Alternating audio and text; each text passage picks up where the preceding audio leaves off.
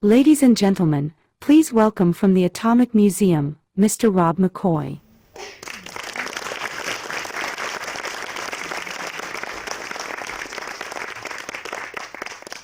Welcome. It's great to see so many friends and some new friends. So welcome to the very first Atomix. Somebody asked me, Rob, what does Atomix mean? Well, we've taken our speaker series and sort of updated it. And going forward, there are going to be more conversations and less lectures. And the next one you will not want to miss. It's in November. It's Atomic Cocktails. Is that good? Yeah. With Cecilia Ticci. She's actually a professor at Vanderbilt. Mid-century cocktails, history, lore, and recipes from America's atomic age. This night would not be possible without our sponsors, and I'd like to recognize them. First and foremost is our strategic partner, longtime strategic partner, Nevada National Security Sites. Thank you very much.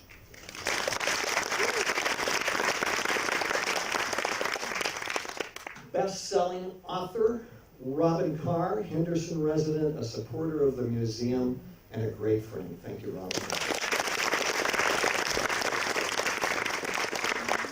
And then there's KM. Somebody's, Rob, who's KM? KM wants to remain anonymous. KM is actually here. I can't tell you who KM is because KM will be upset with me, so she will remain anonymous. But thank you, KM.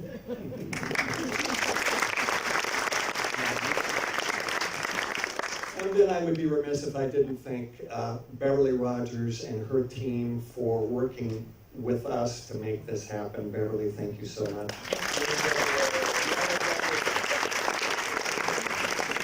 It's great to see you, and I love everything you're doing in downtown. This local boy's heart goes like this. Thank you very much. Okay, how many have seen the movie? Oh, this group's ready.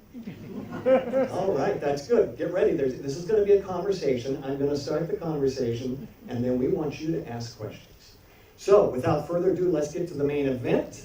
It is my pleasure to introduce to you two of Jay Roberts' grandchildren, Dorothy Oppenheimer Vanderford and Charles Vanderford.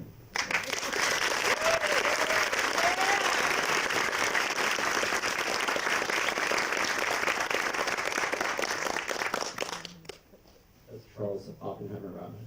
Oh, did I say Vanderford? Yeah, that's a whole mistake. Okay, well, you two definitely are not married. I'm not married either. The movie just got weirder, folks. So, guys, what have you been doing this summer? Oh, just watching films, you know. Why don't we start off with a little bit of introduction, because I don't think a lot of folks know you and know what you do. Dorothy, please.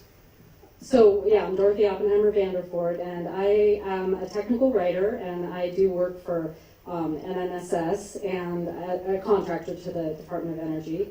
And I enjoy my work, and I'm glad to be part of the mission.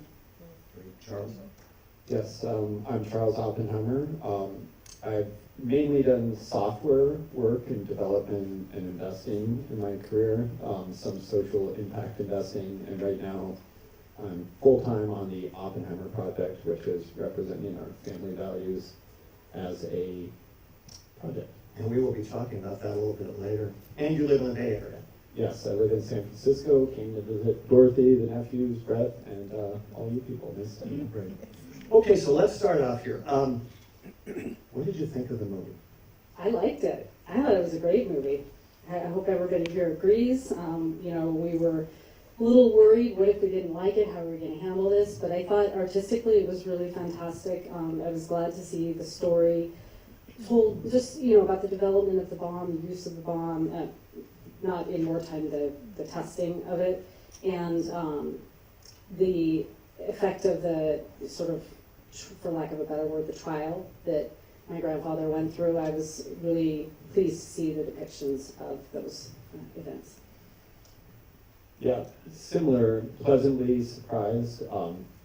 I was ready to dislike it when people talk about your family in the media with so much detail and own it. You show up and wonder, am I going to like what they say? And it was a great relief to say, well, it was really kind of a piece of art, and it was historically generally true, so it was a big relief for me to say I like it and willing to kind of represent and talk about it publicly. So the film was, I'm sure a lot of folks know, but maybe some don't, the film was based primarily on American Prometheus, which is sort of considered the Bible for J. Robert Oppenheimer. Let's talk about the opening scene, the apple. Did that happen? No. That's the simple media train one. I have a much longer version. But, you know, maybe in the context of who Robert Oppenheimer was, there's so much written about him. You know, you could start with his physics papers and everything that everybody says about him. American Prometheus did some good original research, particularly on the security trial, and really brought stuff to the table that people didn't know. So really good historians. I knew both of them personally, and Dorothy does. Unfortunately, Marty passed away. But there was one part in the book when you dig into somebody's life, every hour of their entire life, you can find a lot of stories. And one thing they brought up was a spring break story from 1924 or 26, where several of his friends said Robert Oppenheimer said that he left a poison apple on a teacher's desk, and there was only 2 of them, and they said, I don't know what he was talking about. And that story, which is in the record, got kind of telephoned into. He was an attempted murderer, and he tried to kill his teacher, and it went into Malcolm Gladwell's book, where there was only one fact relayed about Robert Oppenheimer, that he was a murderer and he got away with it. So that stuff's kind of painful as a family member. I mean, I can't disprove it, but nobody ever heard about it in his life, not his enemies, not the FBI that was hounding him, none of his friends. And so, and also we didn't have anything to say about it. It came out in the book in 2006. I never talked about it. But now that it's in the movie, I feel like, well, you've had your piece to talk about this. The other side of it is from the family perspective. Nobody alive had ever heard that story, and it seems, yeah. So, sensitive area, Rob. Hope you know that. It is, and we're going to let Dorothy sort of probe that a little bit more, because when we were on KNPR this week, you were really disappointed that that started the movie. Yeah, I didn't like it as the opening scene because it was such an absolute representation of Robert Oppenheimer as a murderer, and I thought that it set the scene to sort of say, this is who you're dealing with. You're dealing with a murderer, because he puts the potassium cyanide in the apple, sorry for the spoilers, and really puts it on the desk, and he really looks like he's getting ready to kill somebody. And I didn't appreciate that, because I think his legacy is so much more complex and rich than that, and he's not just a person who contributed to death, and certainly is not a murderer. So I didn't really appreciate the beginning of the scene being that, because that's the first thing you're seeing. So you both were raised in New Mexico. When did you realize that your last name was not Smith nor Jones, it was Oppenheimer, and that had a sort of different meaning? Well, you know, I don't recall it being a really big deal in my younger years. I lived my life, grew up on the ranch that was my grandfather's, and I do know that in about 4th grade, a boy said to me, just looked at me and with a really condemning tone of voice said, Oppenheimer's your name? Well, then it's all your fault. And by that he meant, you know, the arms race, the Cold War, you know, the use of the bomb, any number of things. And at the time, I didn't really believe that it was in fact my fault, but it did create a sense of concern about my place in history. Charles? Yeah, I mean, I guess the family culture, my dad's view on it was not to constantly drum in this idea that you're related to a famous person and you're really important. So it was often disassociated, where we certainly wouldn't think about it or know too much of our relation. I do remember hearing the first things from my father's pretty dim memory, but something like your father had a role to serve in the war.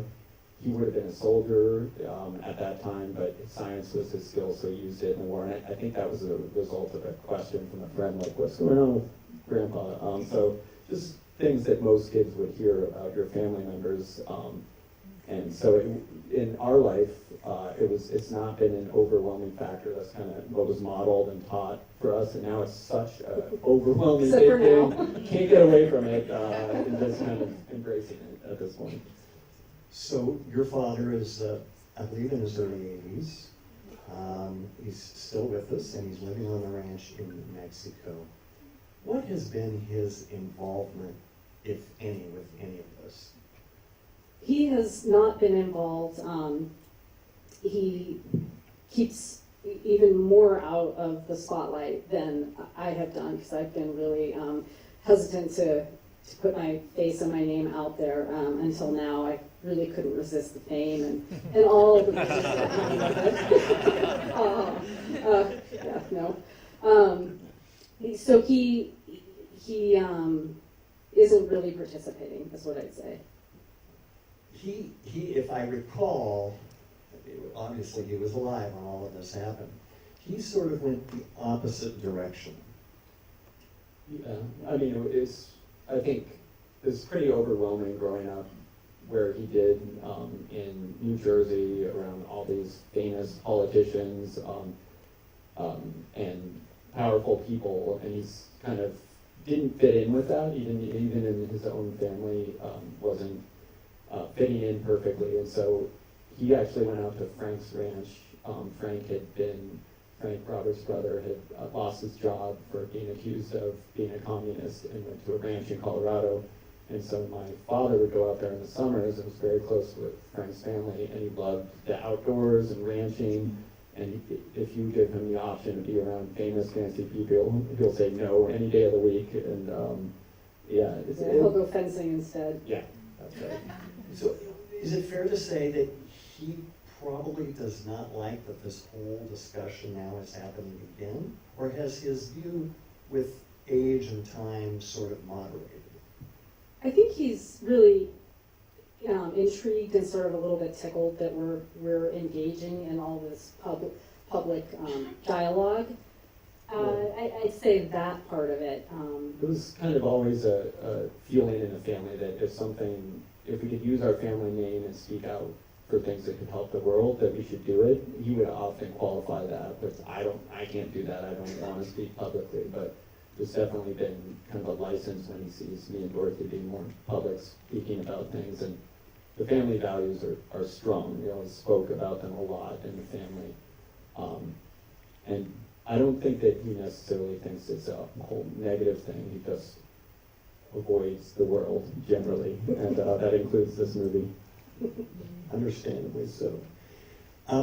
Christopher Nolan has been quoted as saying he believes that J. Robert Oppenheimer is the most important person in history. That's a pretty broad statement. When you hear something like that, what do you think? I must be the third most important.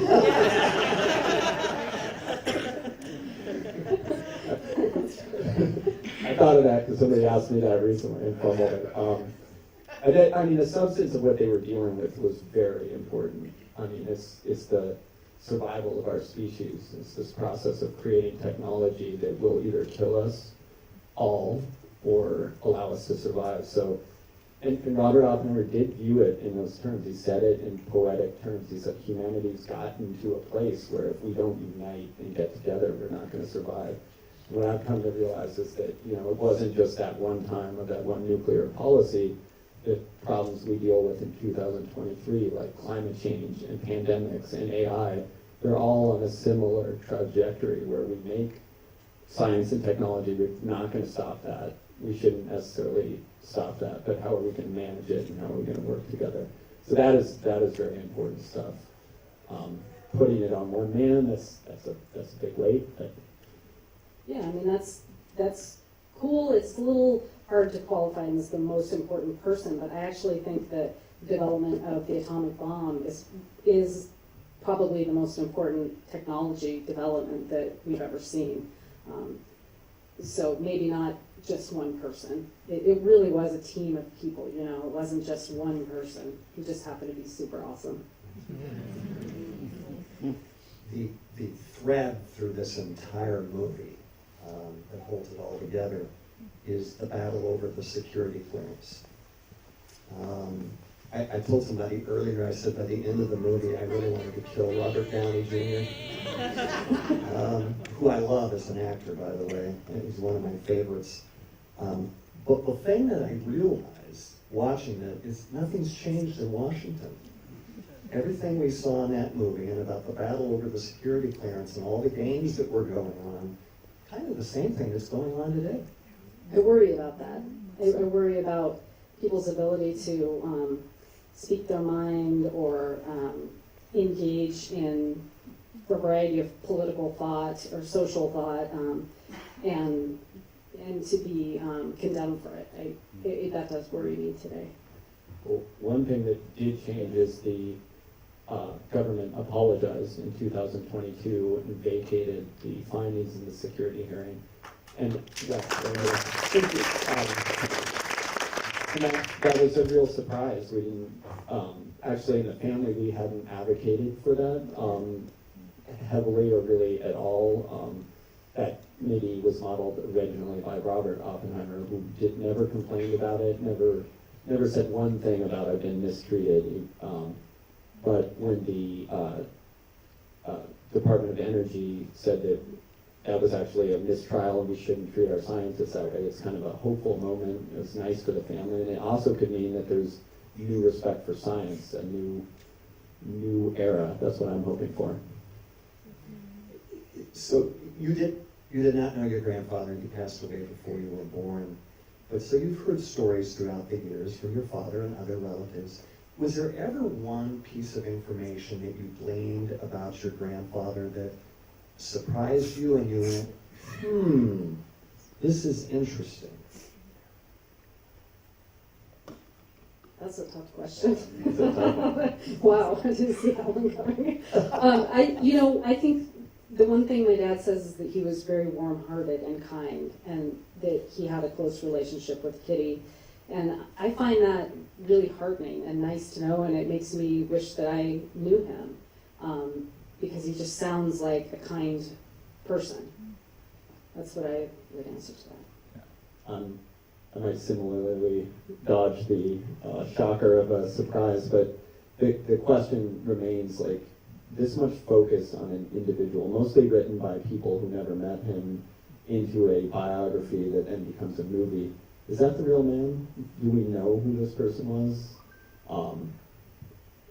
There is a question or a thought that people I know who knew him personally had these glowing, warm things to say about him, and certain parts of his personality gets magnified. So that's what I wonder most about the real substance of who he was. So one of the things that you've been working on, in fact, it's the main thing right now that you've been working on, is something called the Oppenheimer Project. Enlighten us. What is that? Well, first of all, it's kind of an effort from the family to go out and speak for my grandfather and represent his values, because that's not something we've done. Other authors do it. Movie makers make a product out of it. We want to represent what my grandfather said in his own words, what he meant and what he cared about. And so doing that by really promoting literally his words, could people read his speeches, his talks, doing stuff like this is definitely a part of it. And then advocate for things that he was in favor of when he was alive, like international cooperation on nuclear energy, and could we make more energy and less bombs would be nice from the family perspective. And there's some investment angles with that. Can we make that happen in the real world today? Right. So again, promote, advocate, invest. I have to say that really this is began as Charles's sort of brainchild and his vision. I'm not going to lie about that. And he's sort of dragging me into it. And everybody, you're all in yeah, there. everybody's in it now. If you're hearing about it, you're part of it.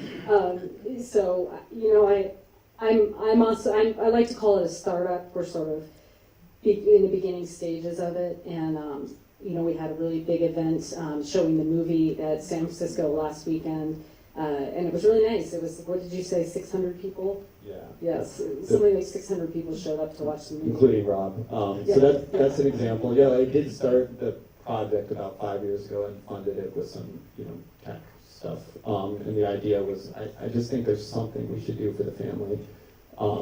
It came out when the Department of Energy had asked to name a program called the Oppenheimer Leadership Program, and they contacted me and Dorothy. They asked my dad and said no. And we said, wait, let's see what, you know, who are you at the Department of Energy? Let's talk, let's build a bridge, even though part of the Department of Energy makes nuclear weapons. That was, you know, not really within the family values, but when I talked to them, they were promoting scientific leadership and big science and big approaches.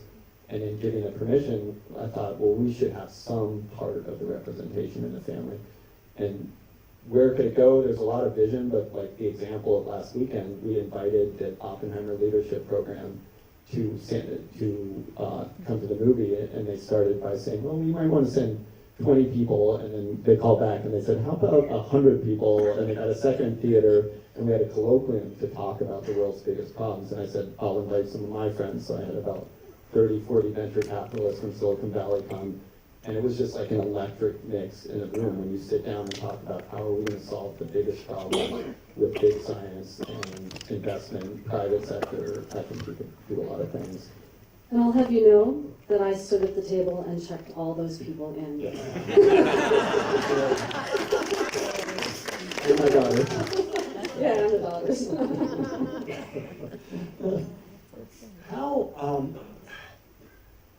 So there's this debate now for 78 years. It's 78 years this month.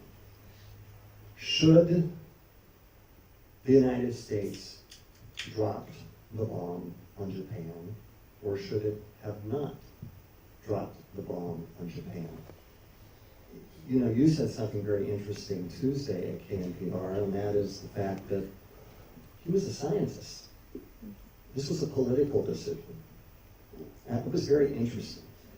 Well, right. I mean, so he was a scientist who worked on the development of the bomb. He was politically engaged. He was aware of the decision. He had discussions about it. He wasn't naively unaware of what was happening, but he did not make the decision to drop the bomb.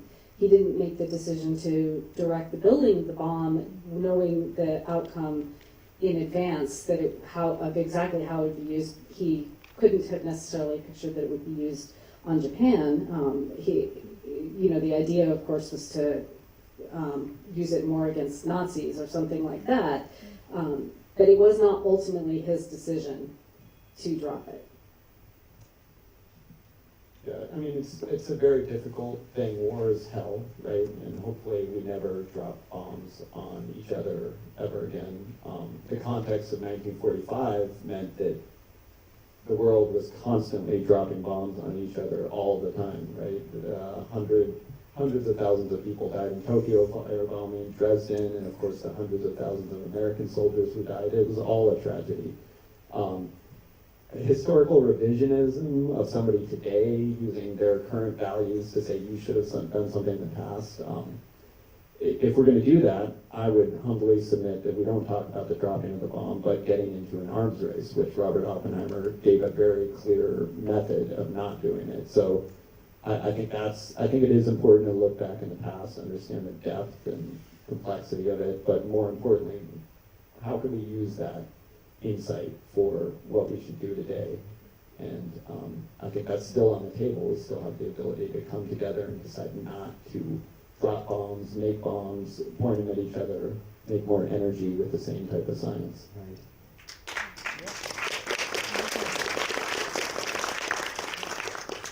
Let's go ahead and drop the microphones over the audience, and I've got one more question, and then you folks are going to join the conversation. I hope you've got questions. Probably much better than mine. How would you like your grandfather to be remembered? Can you capsulize that in like a sentence? How long do you have, Rob? Okay. Fair I'd enough. like him to be remembered as a hero for leading the project, using his brilliance and his social skills to gather all of these super smart people together to make this incredible project happen in a timely manner, and then to have the courage to talk about what he saw as problems afterward in the face of resistance to what he had to say. That's probably more succinct than mine, so I agree with those points, but I guess the only thing that I would add is that I'd like people to understand his true values, which when he said that mankind must unite and that we could work together, he meant it. It was not, he gets accused of being naive and not a good political player. He wasn't a good political player. He meant that, like, through the act of science, there is a method of getting along with your fellow man, and he really deeply said that and meant it, and I hope that comes to light. Okay, now let's continue the conversation. Questions? Hi, Stacy. How are you? Good. I was just curious, in the movie at the end, he seemed, there was a scene where he goes in to speak to President Truman, and then just a lot of the surreal aspect of it. I was just curious, was your grandfather really tortured by what happened in Hiroshima and Nagasaki for the rest of his life? That's a great question. It's a good question. I mean, I think I'd probably say no, not entirely torture. Yeah, I like when people ask about that meeting of Truman, and I've been trying to refine my answer, and the story of that meeting was not that he said, I have blood on my hands. It's that he was delivering the truth to a president, which is that this science is unconcealable, and that we have a method of cooperating internationally to avoid an arms race. And he got overruled by the president and advisors who didn't understand truth. They made up their own answer. They said, we will keep it secret. We're the best country in the world. And that's the real story of that meeting. Because there's so much attention on it, people took this side comment of Truman about him not liking that comment that he made. And he didn't impress Truman. He had a bad meeting. It would have been great if he just turned Truman around and he said, yes, I agree, we should have international cooperation. But that was a tragedy, not just because of that meeting, but because of the U.S. policy over those 2 years that could have led to a different way that would have had all of us having energy abundance and much less risk in the world. And him saying I have blood on his hands, I've asked my dad about that, and we were like, why do you think he said that? And my dad said, I think he was trying to impress him. And I think there's some element of that, and later I think maybe one way to describe it is that Truman was a peer to him. When he got up in front of thousands of scientists, he didn't complain. He said, we really need to work on this problem. With Truman, he might have been truly kind of complaining, saying, so anyway, sorry, you started something that I could talk about forever, that Truman meeting. But whether he was tortured for the rest of his life, he was very clear that he didn't regret his work during the war. And I don't think we go around to soldiers who killed people in war and said, you should regret what you did. It's a horrible thing. But he felt that way, like anybody who's done their duty in war, and he was willing to do his further duty to try to contain and improve the world by working. Did it affect you two, though, being, family and so much discussion about that, certainly now? I'm just curious if that tortured you in any way. It's a really good question. I wouldn't say that I've been tortured. I think I felt the pressure of being an Oppenheimer a bit because I know of this weight behind the name and this history, and I am aware of the reality of this bomb being dropped on, 2 bombs being dropped on people. I mean, it is kind of a horrific thing, but I also understand that as we said, I mean, it was not his decision absolutely to drop the bombs. It was a little bit out of his control, I'd say, by that point. And he didn't do anything wrong by participating in the science that led to its development.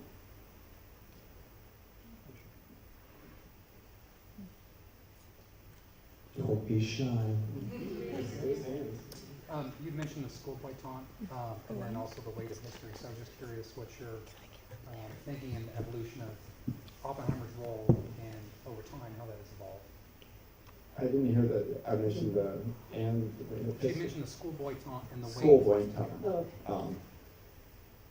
Yeah, I mean, I view that kind of minor, as a young kid, running into other people who knew more about my family is kind of like perplexing, but not any great, injustice. A lot of people have had a lot worse childhood than that. It is a heavy thing being an Oppenheimer. It felt that way in the family, not as an injustice or a tortured feeling, but just that it's really important and that there's something that you might have to do about it. And then, of course, a reluctance to be public about it that my father has, and that kind of sets you up to, it's just kind of harder to relate to people outside of the family. I don't have a problem with that. I like people. I'll talk to you about anything. And so, yeah, that's kind of... I'd say that it's really kind of exciting that there's this movie out there that people who maybe have never heard of Oppenheimer, have never really considered the development of the atomic bomb, let alone the use of it, have this exposure now to it. And so, the idea of where it might go is a little bit of what's behind the Oppenheimer, or a lot, what's behind the Oppenheimer project. I mean, it is kind of interesting to think about, using nuclear energy as an energy source. Like, those are kind of neat things to start thinking about, that the movie in this conversation that people are having about Oppenheimer, that we could actually do something beneficial for society going forward. So Robert Oppenheimer's brother Frank outlived him by a significant amount. Did you know Frank, and what did he have to say about it? I knew Frank, and he was so great. I liked him a lot. I have to say, I was just a goofball kid. I mean, I didn't think to ask, hey, how was it working on the Manhattan Project? I mean, I wish I had. Believe me now, I wish I'd gotten his autograph, all kinds of things. But he was just a really personable, nice person. I probably shouldn't tell this story, but I'm going to. This is what they came for. My dad could be kind of hard on me, and I remember walking along one day, we're walking along the street in Santa Fe with Frank and my dad was kind of picking on me, and I just remember Frank stood up for me and said, "You're being too hard on her." And so he's just been my hero forever because of that. Now this is going to go out to the whole world, so I'm not going to give my dad the YouTube link. And I don't know if you know, but Frank started the Exploratorium, some people in this room, and it's the best science museum. It was one of the first ones, and it was his teaching style. He loved science so much, he taught kids science in a one-room classroom in Colorado, and he just developed that into sharing with the world about science. And when we were doing this DOE colloquium last weekend, we were in the Exploratorium that Frank built and gave away to the world, and talking about the DOE, which every single speaker said, "This is here because of Robert Oppenheimer." And it's kind of overwhelming. Large institutions spawned by the family, generally in the family culture, no ownership of it, no downstream benefits, little downsides, no money for it. It's damn Oppenheimers. I'll try to bring back Julius's great-grandfather's businesses. I'm just jealous of the genetic makeup of your family. Okay. I was thinking, I haven't seen the movie, but I was wondering, how much did they make of the Bhagavad Gita and your grandfather's relationship to it? Because, Arjuna, when he was talking with Sri Krishna, as he was about to go to war with his own family, the biggest sin was squeamishness. And I was just wondering if that was brought up the fact that your grandfather was not squeamish. You're not gonna like that scene. Yeah, that's it. So I do think that's one of the most important parts of his understanding. Like, he famously quoted that scene, and people misinterpreted. He said, "I have become death, destroyer of the world," describing Arjuna's description. And he wasn't saying, "I'm sorry about this." He was describing. If you read the Bhagavad Gita, it amazingly describes a mushroom cloud over a battlefield and a prince doing his duty in life and death. And what he said is, I thought about that verse at the time, not that I feel that way, but that was the best literary and religious tie-in, and it's what humans go through, life and death, doing their duty. So I think it was both a reflection of his education and the fact that he knew so much about it, and also the fact that he was in touch with the mystical side of life. He had had mystical experiences, which unfortunately got translated into the poison apple incident, but it was at the same time that, he hit such a low that he had to transcend his own ego, and he eventually found, Hinduism as a way out of that. And his writing, if you read what he wrote to Frank in his own words, he talked about that duty is our only way out of the pain in life, which is effectively Hinduism and Buddhism. So those are all very important themes. What Christopher Nolan did with that specific part is relatively scandalous. I don't know if I want to give you a spoiler, but go see the movie or read the Hindu Times in India. It gives a whole new meaning to the discussion of death. You'll see what I mean.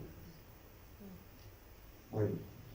I'm curious to know, Truman got thrown into his position because of Roosevelt's untimely death. What do you think the scenario might have been had Roosevelt lived? That's a great question.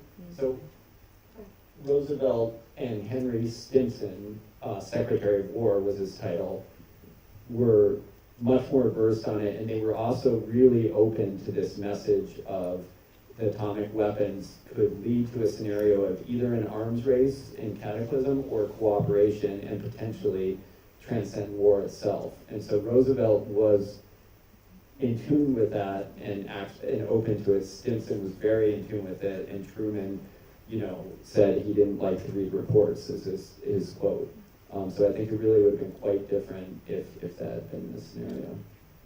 I know I'm missing somebody in the back. All the way in the back row. Yeah, I knew a guy that was in World War II as a pilot. He was talking to me specifically about their mission as a P-38 pilot the day before Truman signed that order was to fly 500 feet over Tokyo or wherever it was.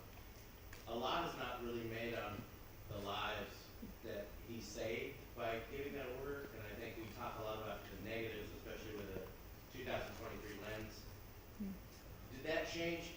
You said you weren't alive for it, but was your dad, was that resolved growing up? Was that kind of a pushback on there's more to this story that might be coming out now than there was? And kind of, there is a positive, but it's hard to see.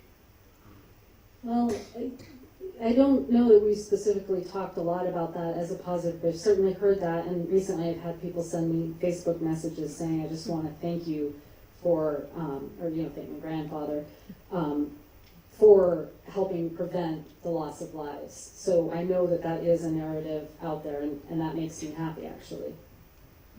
Yeah, I mean, now I was for some reason that made me think back to my childhood in the 80s, right? And it was much more complicated there than half the people thought my grandfather was a commie bastard, and the other ones thought, nuclear weapons were the best thing since sliced bread, and let's make as many as possible. So things change, and you reevaluate history, and I think, the dropping of the bomb itself, I think, has to be seen in the context of the war. We were dropping bombs all the time. My grandfather, who I trust more than my own opinion, said as late as 1964, he would recognize the inhumanity of it, but said, I don't think we had another better choice at the time.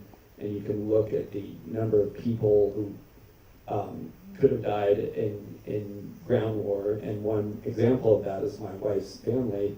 Her grandfather was being tortured and by the Japanese literally on August 6th, and he was scheduled to be killed. And if he had, I wouldn't have met her, and I wouldn't have had my kids. And so, you know, you have to accept the world as it is, which we all struggle with, and I'm trying to get there. And that was part of the world, part of what happened. I was going to say, yesterday, obviously, one of the things that happened in Washington was we had the congressional hearings on the UAPs or UFOs, and one of the things that got brought up was that they this was, granted, like I said, this is kind of weird, but this is under government oath, that they said that they will hover around nuclear sites and turn off nuclear warheads or missile systems. And so, just if you guys had thought about the idea of whether or not aliens and or our future selves visiting, going through dimensional travel, possibly, like how does that, what would, basically my question is because, you know, what would your grandfather think of that type of thing? Like, because he worked with Enrico Fermi, and they had some pretty crazy thoughts, so the idea that, you know, maybe somebody from a different, you know, planet is visiting us and saying, hey man, don't mess around with our nukes. Like, I don't know, it's kind of weirder, but like, what do you guys think about that? That's heavy.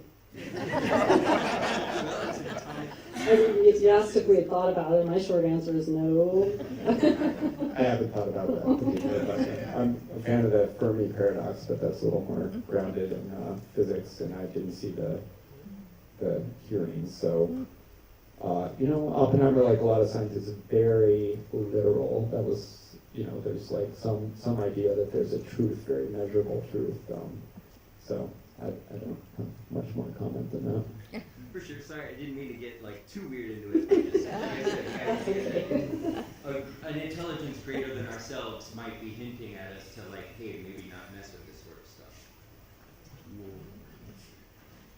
One of the Oppenheimers in the film that hasn't been discussed this evening is Kitty, and I appreciate that as a scientist in her own right.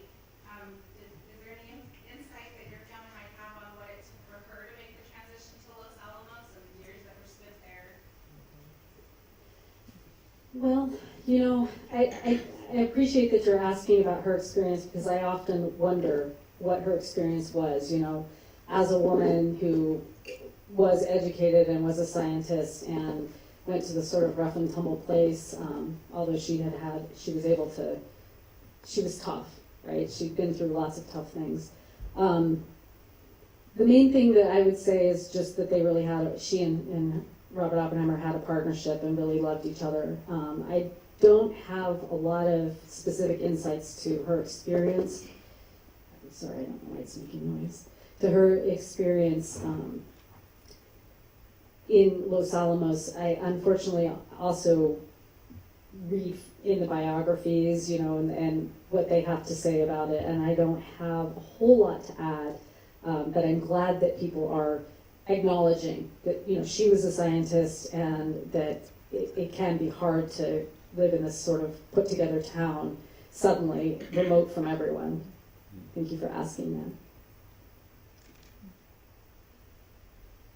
that. I didn't realize till I watched the film that Oppenheimer started the quantum mechanics program at Berkeley. Considering the importance of the new physics nowadays, all the discoveries that came about, is the Oppenheimer being celebrated over there these days? Yeah, so he really did bring theoretical physics to America and taught the scientists sharing quantum mechanics. He did it both at Berkeley and Caltech. All we've gotten out of it is an Oppenheimer way. There's a little street. But Lawrence, by comparison, Lawrence was a big scientist guy, and he was really good at fundraising and making labs. There's a lot of Lawrence representation, but I think there's more awareness building in Berkeley. Yeah, good to know this science. I'm curious, you kind of touched upon it, Dorothy, with, you know, the nuclear aspect of your grandfather. What do you think, if it was intentional, his impact upon medicine and nuclear medicine? That is a great question. I Can you don't. repeat the question, please?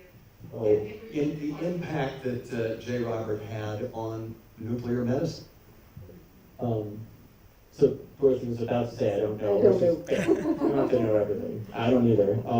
But he was kind of famously said that, you know, I really think some great things are going to derive from nuclear energy, but we have to figure out this weapons thing first. Are we going to cooperate this or not? And so that was his position. He didn't live long enough for me to say, well, we didn't really solve the weapons thing, but I think we should have more energy, more peaceful uses of it. Fission itself is not a bad thing on itself. It was an amazing, powerful thing that they tapped into, the strong force of the universe, and how we choose to use it is the question. But I'm going to go Google the heck out of that. Yes, for Dorothy, how did you end up working for the former Nevada test site? What drew you to that, and how much of it was the family legacy inspired? Yeah, I've been asked that question a few times lately, even earlier today by the Review Journal, so I'll hopefully give you a better answer than I gave him. So I was a technical writer in my 20s. I found it important to stay home and raise my children, so I did that. Then I went to school and I was finishing my PhD in English, and I wanted to get back into technical writing, and there was a job posting for it. And it was working in a field that would allow people who are responding to incidents to be able to know how to do that if there were a radiological incident. I'm in a different group now.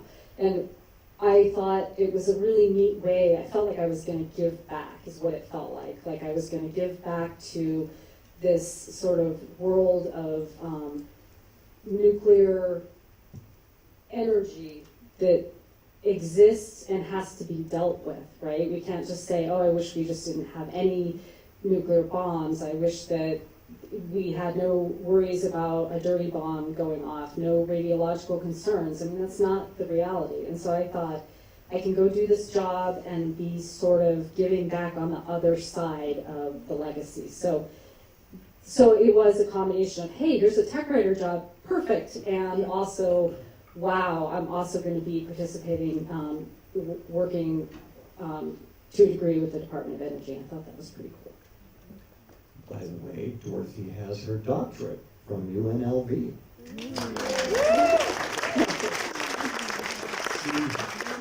She is a rebel. That's right.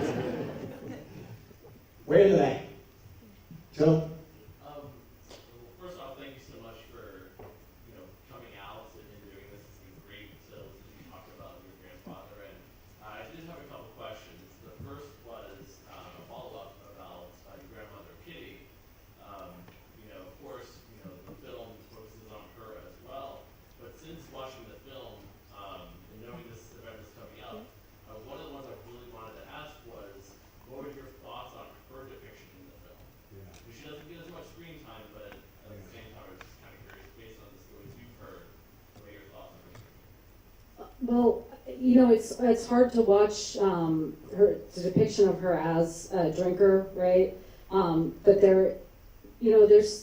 we have heard stories, so I can't really say that was totally unfair. But she also was shown as being close to Robert, and that they consulted with each other, and that she was there to support him on this unfair trial-like event. So I appreciated that. She wasn't just a one-dimensional, stumbling, falling down drunk. So I appreciated that. And after the movie screen, we had people would come up to me and say, "Your grandmother was a badass." So I think that they did, they did a service for her. And that is true. That trial period where she was a much better witness than Robert. Robert kind of melted on the stand. I can relate to that if somebody accuses me of something. I'm like, I'm a jerk, and she just didn't accept it. And it was also, that was kind of the part of her relationship. She had, pushed him to do worldly things and get a better job and lead, and so that kind of a part of their relationship where they supported each other professionally and in their working life is true. But there's some things that don't go all the way public, and so in our family we don't discuss, my father doesn't discuss his mother very much, so I basically only have these public records. And My father does not criticize his parents at all. He only has good things to say about them. Well, thank you for that. And I did also have another question. You've reached your limit, John. Go ahead. Thank you. The other question is, either from stories that you've heard through your family or from the book the movie's based on, is there anything that you would have liked to see in the movie that didn't quite make the cut? We have an answer for that. We would have, the thing that we both would answer, of course, is that at the end it would have been nice to see a discussion about how the DOE vacated the decision to rescind his security clearance. So it would have been nice to show that at the end.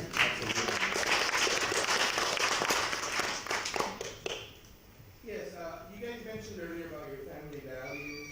Is there, I was saying if you guys could elaborate on some of the do's or don'ts that you guys did, or if it's too personal, maybe something that you wish to pass on to, your sibling, your kids. yeah, I mean, when I say that, I speak mostly of my grandfather's philosophy and what he said how we should deal with the effect of the technology we create. And so it's something he shared publicly, he spoke about, he talked about. I channel it through understanding him.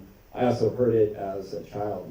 My father is a pacifist, a true pacifist, much more than I am, and believes in people getting along and kind of achieving a new level of cooperation. I think it's possible, and I think that's what Robert Oppenheimer spoke about. And sometimes he got beat up by the politicians. That's part of it. Right, so we're talking about unity, cooperation, openness, scientific collaboration. Those are some of the ideas that we're talking about. Commitment to duty. Yeah, commitment to duty. Yeah, thank you. So I'm gonna have some fun with this one. You got your doctorate, but were you guys good physics students? What grades did you get? And also, what do you think your grandfather would have thought of the Barbie movie? Well, my dad liked the trailer of the Barbie movie. Oh, He was like, that looks really interesting. You're not going to see Oppenheimer, Dad. Great. I do have a Barbenheimer t-shirt, and I love it, so I can tell you that. I actually am really thinking about going to see Barbie. So I can't tell you what he would think, but hopefully he would have some fun with it, because that, there is one aspect of this whole atomic age, the atomic age and the atomic history is pop culture, and how much fun you can have with it. I mean, fun with atomic bombs. Who knew? So I can't say what he would think, but it is really the whole Barbenheimer thing. I think it's hilarious. Okay, you didn't answer the question about physics. I'm sorry, What'd you say? None of us really have been scientists in the family since Robert and Frank. Michael Oppenheimer, Frank's son, was close to that, but he studied English, so somehow that Skipped a few generations. skipped a number of We're waiting generations. still. Yeah. We'll see. Maybe his kids will turn out great. great. All the way in the back. So one of the things talking about your Oppenheimer project, one of the big global things is the Comprehensive Test Ban Treaty Organization. Did you guys have any interaction with them, and what would you think Oppenheimer would think of that policy? So there's no formal, affiliation, and also we're just starting it as a teeny little practice. But I think effectively what he recommended for the world in 45 to 47, which was really hard policies of how you cooperate and control fissile material, and how if one country got out of that bounds, then you should attack that country. Actually, it wasn't just pie in the sky. It was a method of avoiding an arms race, is what he recommended.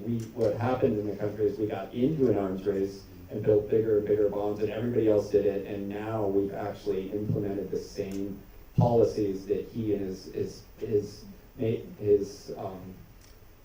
fellows had recommended before in arms race. So we know we can do it. We know we can do it after we have bombs, and I think that's just our only path forward, a continued cooperation of that format. And it is getting better. You know, the amount of cooperation that we have in the world is increasing generally, and I think it's important to be optimistic about it, not just it's terrible, and then it's also a terrible risk that if you have one unstable leader in the world, we can all die. That's not the way we want things to be. We have to just keep working towards more cooperation around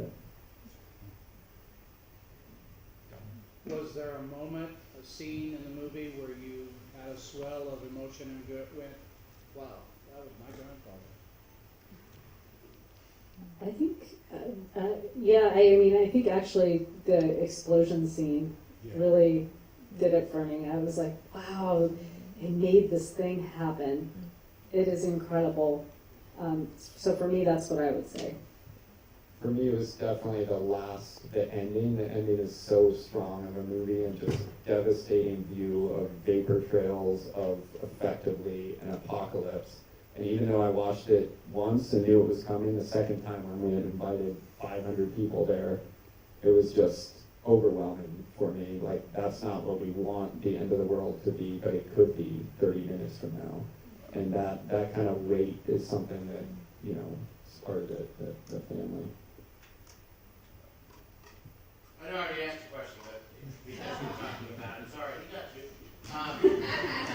Just going back to the movie specifically, how long ago was this process started, or that you were aware, Christopher Nolan or Hollywood in general, this was going to be a film, and was there a consultation or was it, hey, this is coming out, good luck? That's for him to answer. I was completely clueless. So I think it was October of 21, they started releasing news stories about Nolan was leaving Warner Brothers to make this, so it hit the news. That's how I heard about it. I actually had a friend staying at our house, a good friend of ours, and she's a best-selling author, and she said, you know what you should do? Call up them and offer to be a consultant on the movie. And I was like, wow, that is the most un-Oppenheimer thing I can possibly imagine. And so I did it. And I was like, hey, I want to get in touch with you. Could I influence it? And it took a while to get in touch with Nolan, and he eventually gave me a courtesy call. And I said, you know, I'd really like to influence or help. And he said, no thanks. I had a great discussion with him, but he had already written a script, he had ideas, and I kind of came to learn about Hollywood. He actually told me about it. I heard it from him. He said, you know, when you're in Hollywood, people come around and try to get involved and sue you. Do you know anything about that? And I was like, I don't know anything about that. And I understood what he meant later. He didn't want formal involvement with the family. But he was very gracious. He was a genius. It was great to talk to him. He was very deep view of the movie. And I actually thought after that, hey, we're friends. He's going to come around and ask for my opinion. But it turns out it was just a courtesy call, but it was enough to go visit them later. But I had hoped that I would be a little more involved. And I'm jealous because he's now on a first name basis with Emma Stone. Emma Thomas. Oh, sorry. Sorry. Yeah, we're kind of friends. Didn't have any interaction with it at all. I'm sorry. I got nothing. That's good. So there was a lot made in the movie about your grandfather's relationship with Edward Teller. Does the family have a different view than what the rest of us have as far as how that relationship evolved and happened? I don't think so. Well, I thought Nolan did it fairly respectfully. He didn't make Teller into some ghoulish, evil guy that everybody hated. I didn't think so. I mean, obviously there was a little bit of negative light, but he wasn't the bad guy. Strauss was, and that was, you know, the feeling in the family. We didn't sit around saying we hate Teller. Unfortunately, Teller did get ostracized by the scientific community for his testimony, and I think they probably accurately depicted it where Robert, I think, they shook his hand, but Kitty definitely did not, you know. But that, there wasn't a family rivalry where we hated Teller. Matter of fact, there's this great story.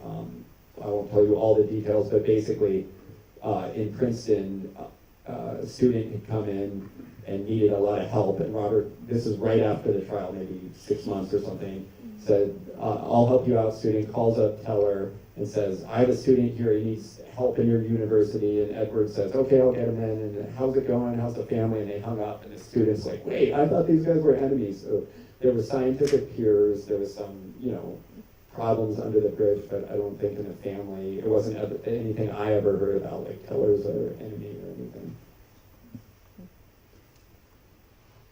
What was your grandfather's relationship with Heisenberg after the war? They were kind of on different teams. That, you got me with that one. Yeah. I don't actually know.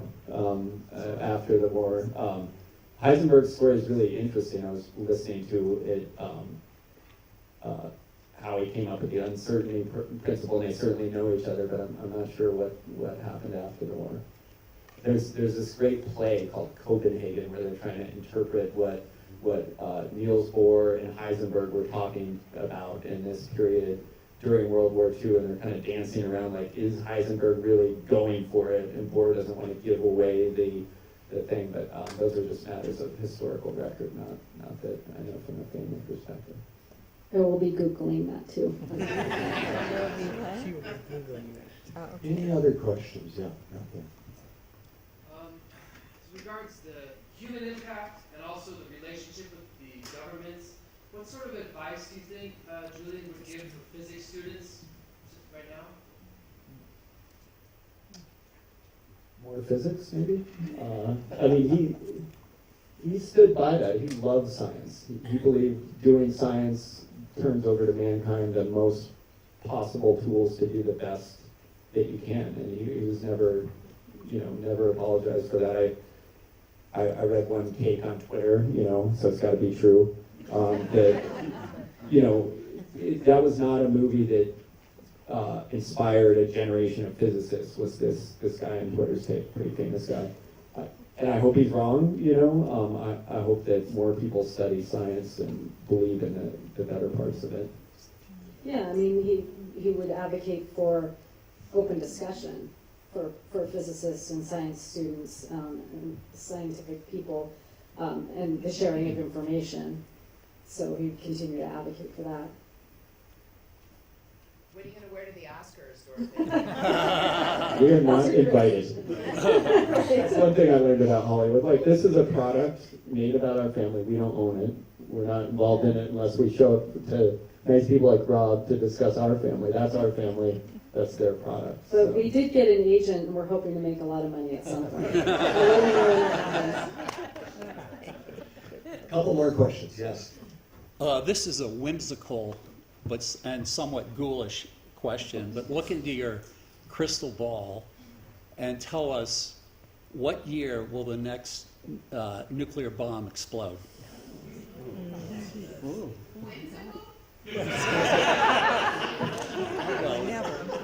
Here's what the physicists said, a simple calculation. If the probability is above zero, given enough time, it will happen if you do the math on that, which is terrible. I do think that it will happen in some form, some form, either a bomb itself or, again, like a dirty bomb. I think that we will see something, but as for when it's going to happen, oh my gosh, you're asking me to do too much math there. We're going to put a stop to it. That's the Oppenheimer project. Perfect. One more question?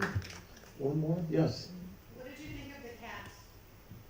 I thought the cast was really good. In the movie, yeah, I thought the cast was great. Robert Downey Jr. was really good.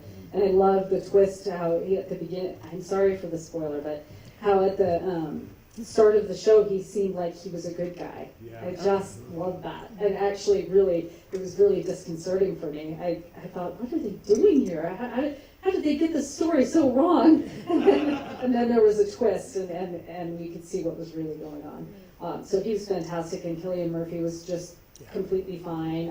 It was a good cast, I have to say. Charles, want to weigh in on that? Well, when I met Killian on set, to drop name drops, he looked at me and said, "This is weird." So that's my only star story, but I think they're great. Is it just me, or does Charles look a little bit like that? Yeah, I think so. Well, thank you, everyone. Those were great. Thank you.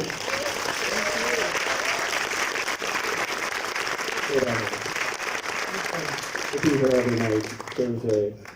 I don't think there's a group of relatives sitting having this discussion about Barbie right at the moment. I don't think that's happening. These folks have been great the last few weeks to the Atomic Museum, especially Dorothy. She has gone out of her way to do just about every media interview she could do on our behalf, and it's much appreciated. As a way of saying thank you, we commissioned Las Vegas artist Martin Kreloff to do a portrait of their grandfather.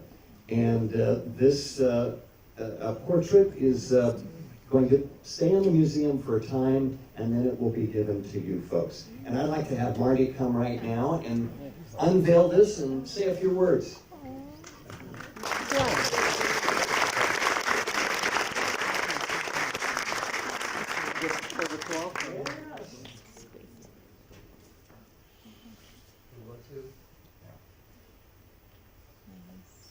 Uh-oh.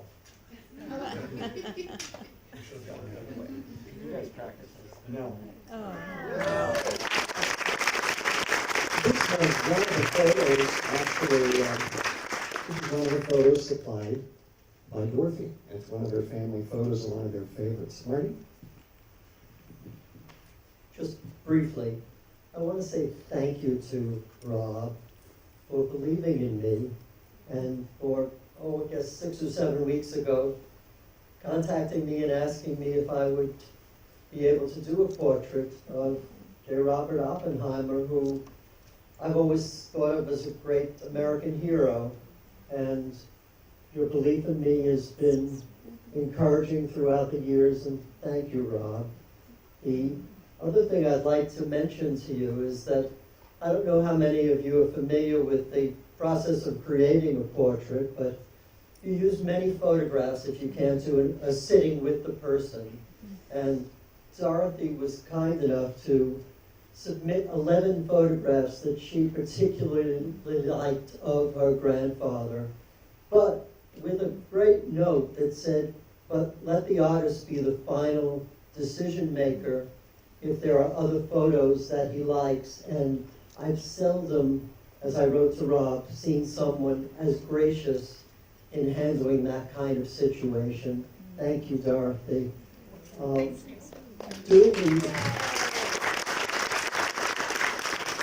During the process of creating a portrait, the artist becomes one with the subject. And for the last weeks, I have become one with Robert Oppenheimer. His eyes were my eyes, his nose was my nose, his lips.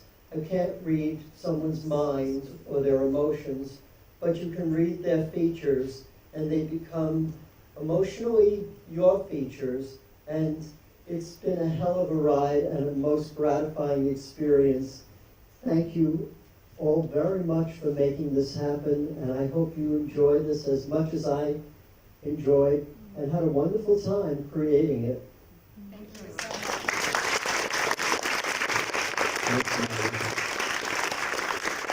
I absolutely love it when art and science can exist together, and I think we've done that here.